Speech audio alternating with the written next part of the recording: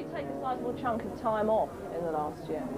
We had a good break after the first tour, which commenced in February, I think. March, end of February, yeah. Then we did the Living Daylights thing, you know. Yeah. That took months. And we had a month off then. Then we get back into doing the Living Daylights stuff. Had you got to a point where you actually... Another tour. Had you got to the point where you're actually fairly frazzled and you really needed to just stop?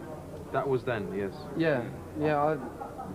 I think, speaking for myself, I was physically really worn out, and I, you know, that just goes.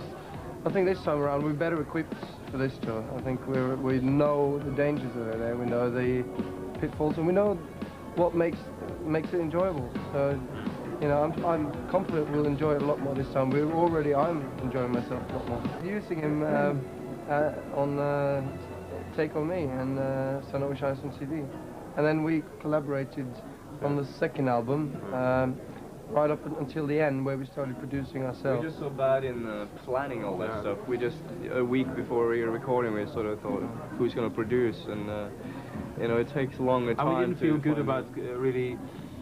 He knows us, he knows what we want, and that's why we chose him. There were sort of thoughts about going with Giorgio Moroder, which also is a good producer and has done a lot of good stuff. But he's probably not the right man for us. Well, it was an experiment for us, just a mental experiment. I think just thinking what it would be like to try to go with some, get a sort of an American influence in from that side, and just see what happened. But in the end, when it doesn't feel 100% right, you've got to go with your strongest instinct. And in the end, Tani seemed the most, you know, the best alternative. We didn't go for though as producers who exercise a fair degree of control. Is that what you're looking for? Somebody to crack the whip over you? No. Well, it may be what we're looking for, but we can never take that. So we're always difficult to work with in that respect. Yeah. Mind you, we didn't go with Tani as with the whole bulk of the album right away. We started with one track with him and then did another one, and you know. I think and it's been. Yeah. What you're thinking of, especially with Alan, is he's used to working with solo artists, and also apart from producing, he writes and does everything himself. Now, part of our the interesting thing for us is when he works with us, he doesn't do that. He lets us get on with it and just keeps us on a track. He's really very, very, you know, very. Not soft, but very good that way. You know, we have full. How should I put it? In fact, we do what we want, and he usually enjoys it.